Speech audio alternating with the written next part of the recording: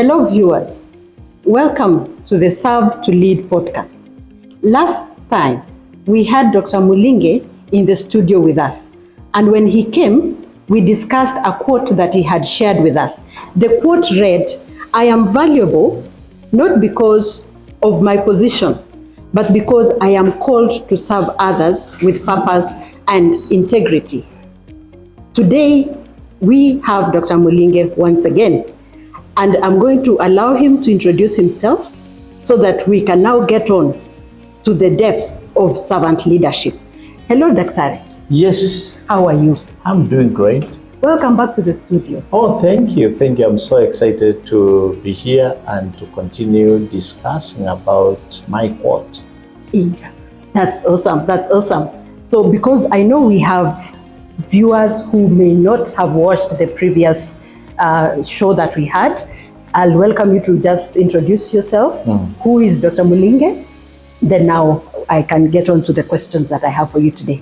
Oh, thank you so much, Daisy. My name is Peter Mulinge. I am the founder and the director of Aslead Institute here in Kenya and wherever we are. So yes, that's who I am. Great. Aslead Institute. To our viewers, Aslead Institute is Africa Servant Leadership Development Institute. And as you hear, there is servant leadership in it. So my first question to Dr. Mulinge is, why servant leadership is needed today? Because I think that will help us to understand why Aslead Institute exists. Oh, thank you so much. You know, you've asked that question and it's like asking, why do we need rain in a dry season? And when there is no rain, people crave for rain, and not even people.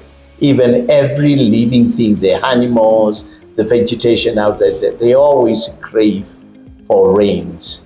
And why I'm bringing up that analogy is because when you try to look in our societies today, everywhere, is it in the church, is it in the family, is it in the government, any place, and not even in Kenya or Africa alone, everywhere, there is a need.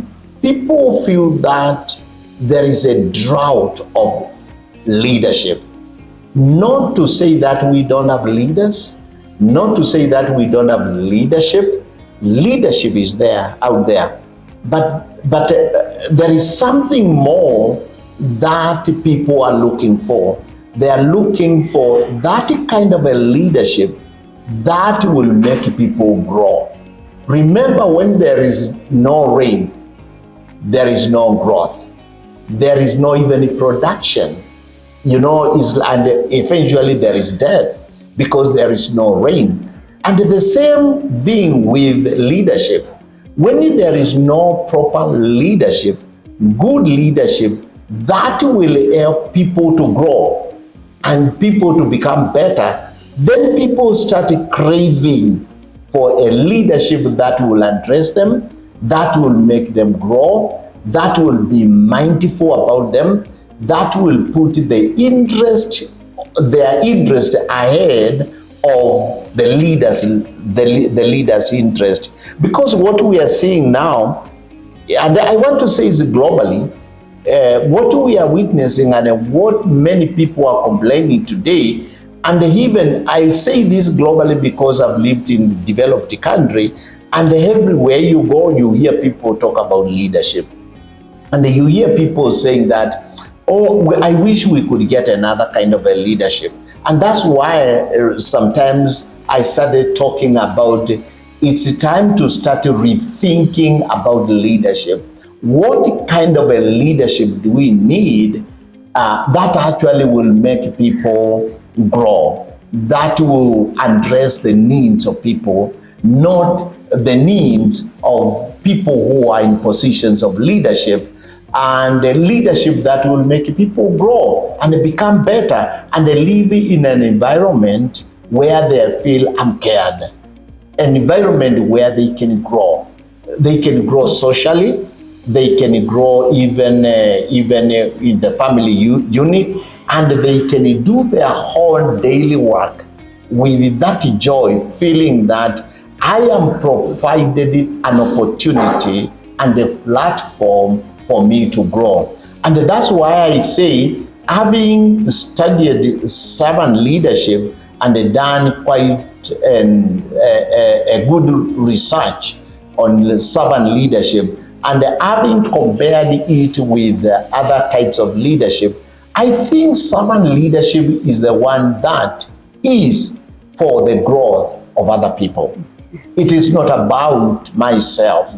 It is not about what is there for me. It is about coming to the position of leadership and see the people whom you are leading as your object of making them become better. Remember, leadership that does not make people better is not worthy to be called leadership. And in a leadership that will not alleviate people problems or maybe show people way how they can overcome their own challenges, or provide a conducive environment where people actually can thrive, that is not a good leadership. And having examined servant leadership and having looked at people who have adopted that kind of a leadership, I want to say this: if there was any time servant leadership is needed, it is today, so that we can address the needs of people. People are feeling kind of rejected. People are feeling kind of detached from the people that they lead. Even people are feeling kind of detached from the resources that the country should provide for its own citizen. And that's why when you think about servant leadership, it all focuses on the person who is being led. When one comes into leadership, the first thing is to ask themselves, what am I going to do for the people whom I'm leading? Remember, and I always caution leaders and tell leaders, remember, when you come to a place of leadership, that is a place where you stay on a borrowed time. It is not a place where you live, you think that you are going to be forever there. Even the leaders who hang on leadership and the people who force themselves to be in leadership, is a denial of the fact that one day they will leave that space. And the best question that any leader can ask himself or herself is, how can I leave this place better than I found? How can I leave the people who helped me to come into leadership, or who I found them in a leadership, how can I make them better? That is the essence of leadership, and that one can be found in servant leadership. Because a servant leader servant leadership helps one to know, it is not all about me. It is about the people that I am leading. And don't we need leaders who care for other people? Don't we need people who care about the welfare of other people? When we try to look at our leadership today, we notice a gaping gap. There is a big hole. There is a vacuum of leadership that actually will address the need of other people. It's not, I don't want to say that, like for example, I don't want to say that Africa or Kenya is poor. Kenya is so rich. And because we don't have leadership that can provide an opportunity for people to thrive and for people to exercise their talents and their giftings, or maybe we don't have leaders who will say that, I want to see my people grow. Do you know one big question that followers ask? Do my leaders care about me? Does my leader care about me? That's the biggest question that many leaders ask.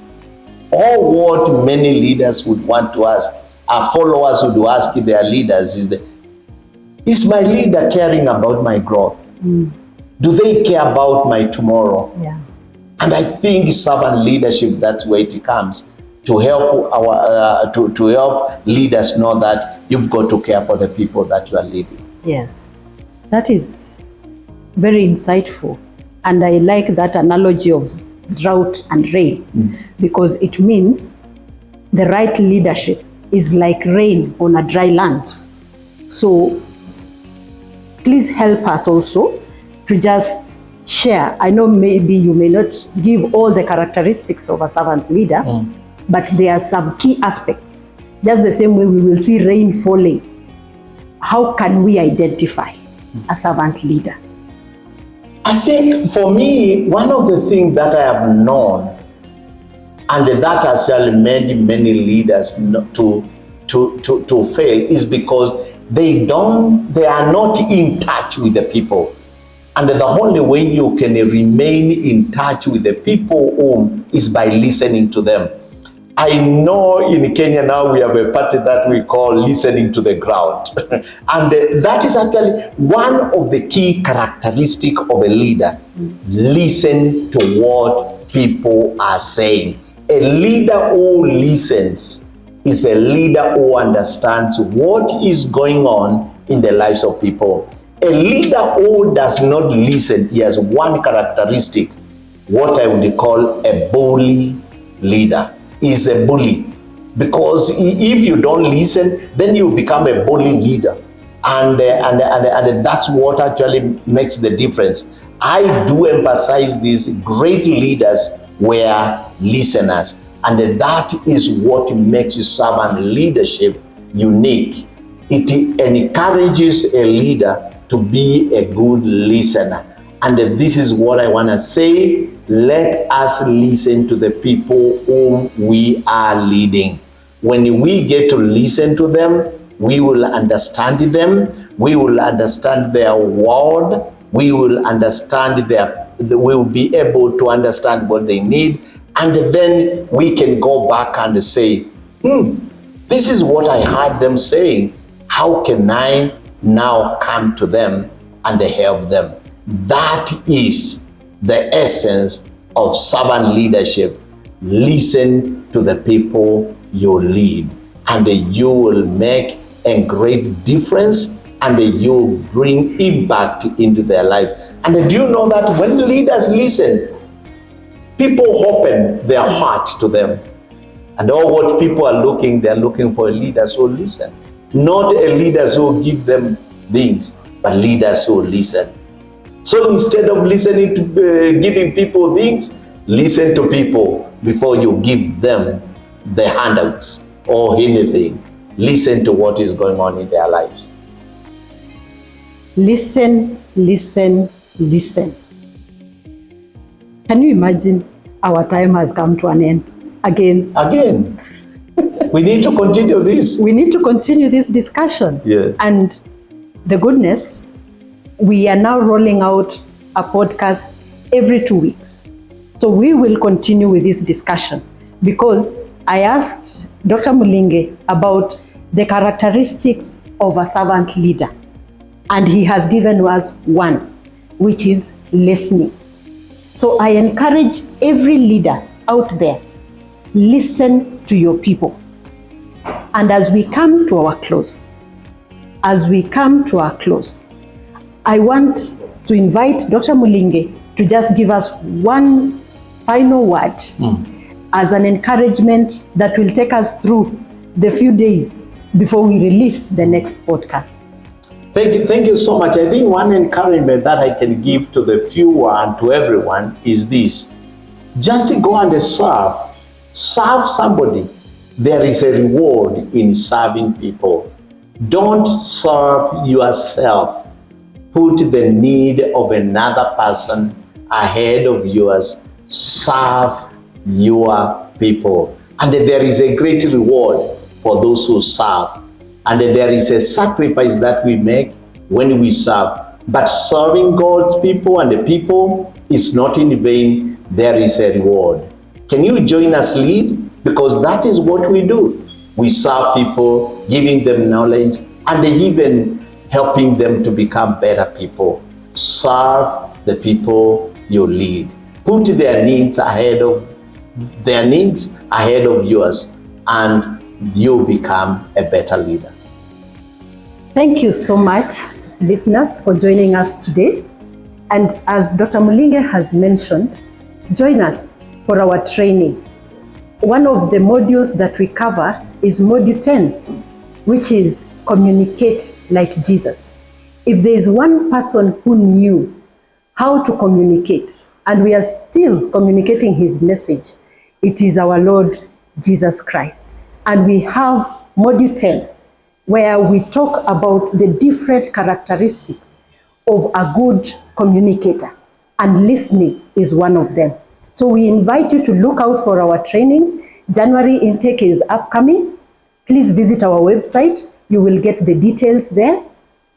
Invite those around you to listen to this, because the change we want to see has to begin with us. Until next time, thank you so much for joining us.